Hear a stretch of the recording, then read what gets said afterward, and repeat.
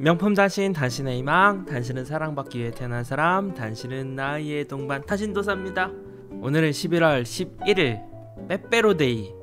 여러분 빼빼로 많이 받으셨나요?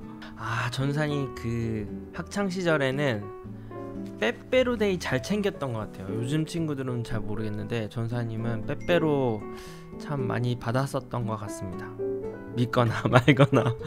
오늘 본문은요, 마태복음 14장 13절에서 21절 말씀인데요, 오늘도 캡틴 초이와 함께 말씀 살펴보도록 할게요. 캡틴 초이.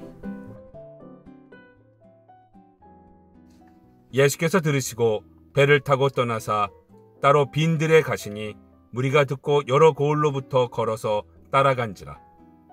예수께서 나오사 큰 무리를 보시고 불쌍히 여기사 그 중에 있는 병자를 고쳐주시니라. 저녁이 되매 제자들이 나와 이르되 이곳은 빈들이요 때도 이미 저물었으니 무리를 보내어 마을에 들어가 먹을 것을 사 먹게 하소서. 예수께서 이르시되 갈 것 없다. 너희가 먹을 것을 주라. 제자들이 이르되 여기 우리에게 있는 것은 떡 5개와 물고기 2마리뿐이니이다.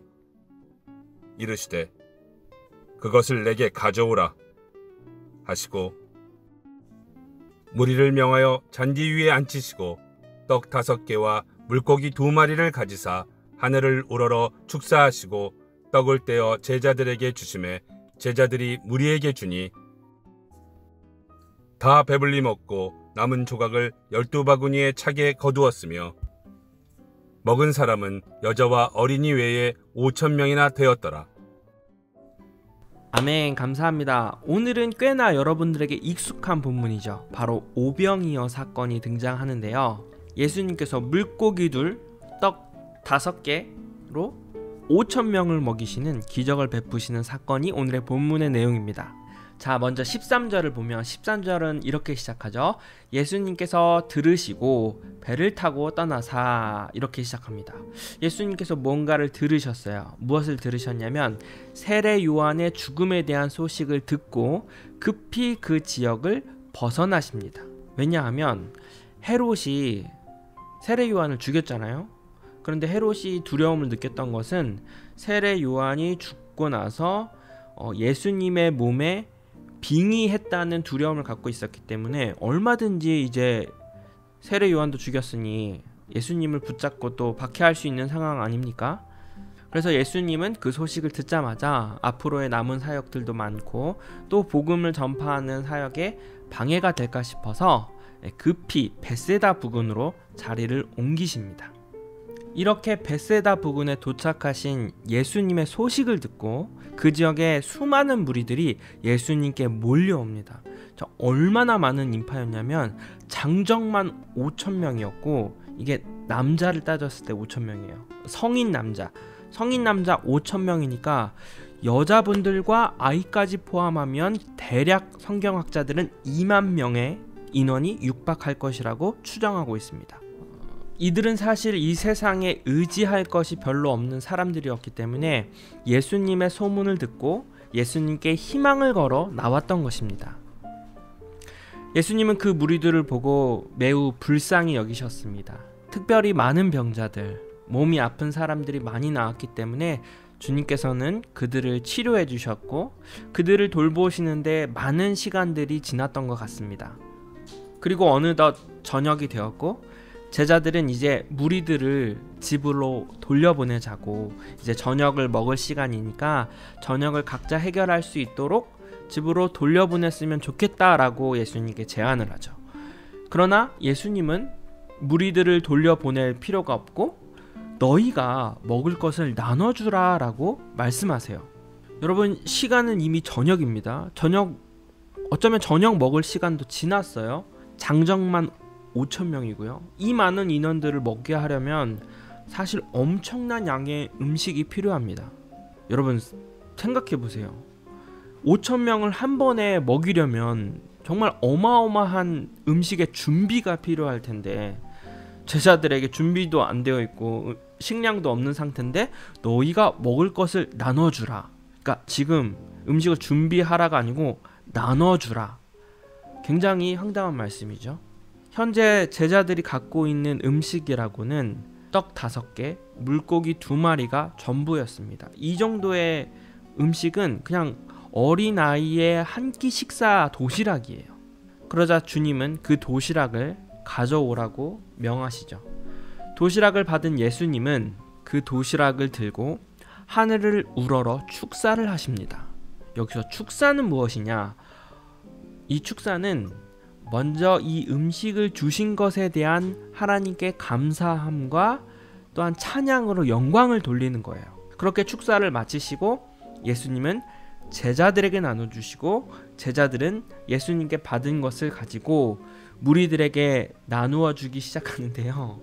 그 많은 인원들이 배불리 먹고도 남은 조각이 12바구니나 되었다고 성경은 말씀하고 있습니다. 여러분 상상해 보세요.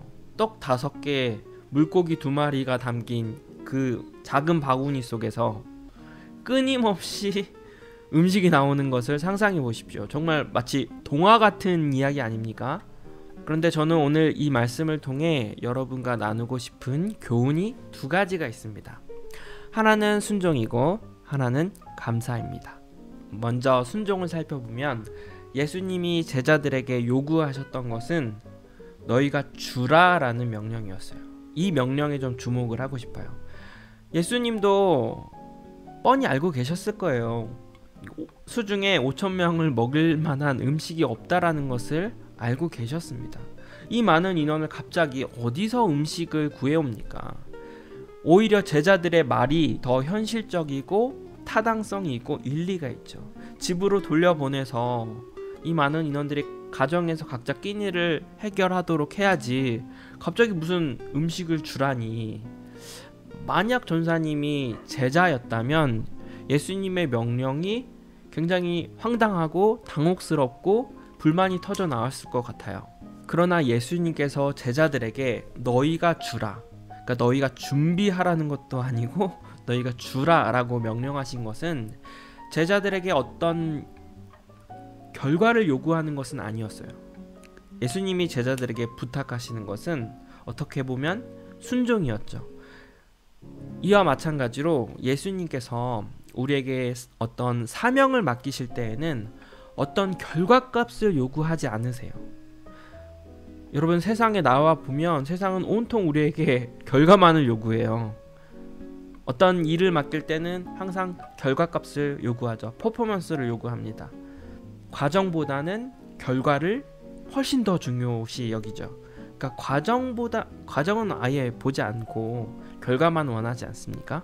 그러나 주님은 우리에게 사명을 이루기 위해서 어떤 결과보다 지금 너가 최선을 다하고 있는가, 그 과정을 요구하신다는 것입니다.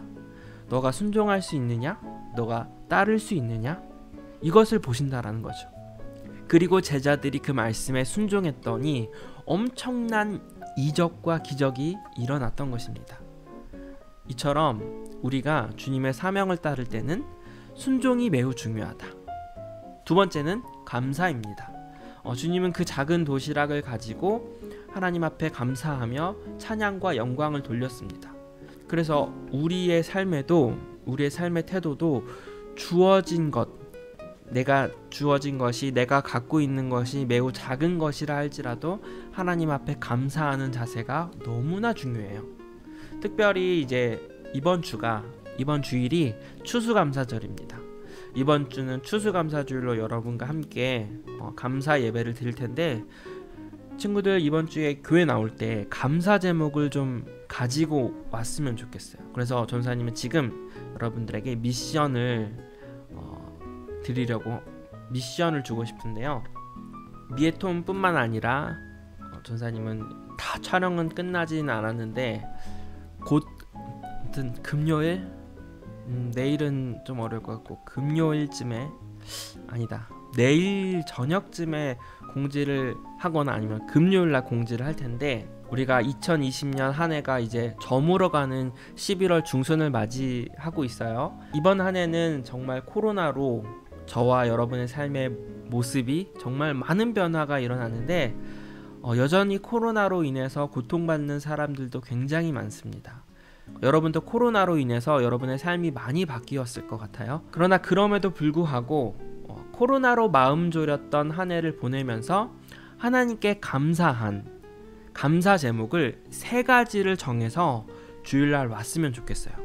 흔히 추수감사주일은 과일을 가지고 와서 그 과일을 이웃들에게 나눠주는 그런 감사절기를 많이 보내봤을 텐데, 이번 추수감사절은 2020년 코로나 한 해를 보내면서 하나님께 감사한 감사 제목 3가지를 정해서 주일날 감사 제목을 가지고 예배 나왔으면 좋겠습니다. 이것은 하나님께 대한 감사고요. 2번째는 성경의 큰 핵심은 하나님 사랑, 이웃 사랑이죠. 그러니까 하나님께 감사했다면 이웃에 대한 감사도 꼭 실천했으면 좋겠어요. 그래서 준비한 게 친구여서 고마워라는 프로젝트를 진행하고자 합니다. 그래서 여러분이 감사를 표현하고 싶은 친구를 정해서 그 친구에게 감사 편지도 쓰고 감사 선물을 준비해서 전달해 보는 거예요.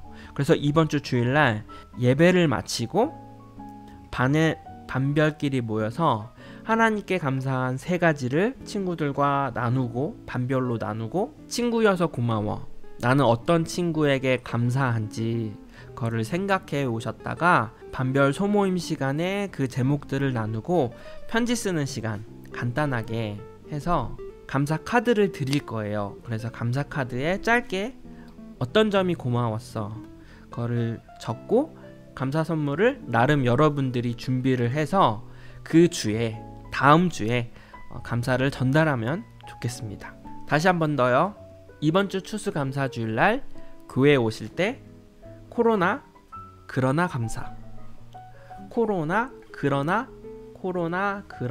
감사, 하나님께 감사한 감사 제목 3가지 꼭 준비해 오시고요. 그리고 또 이웃에 대한 감사 카드를 쓰는 시간, 친구여서 고마워, 이 프로젝트를 반별로 가질 테니까요.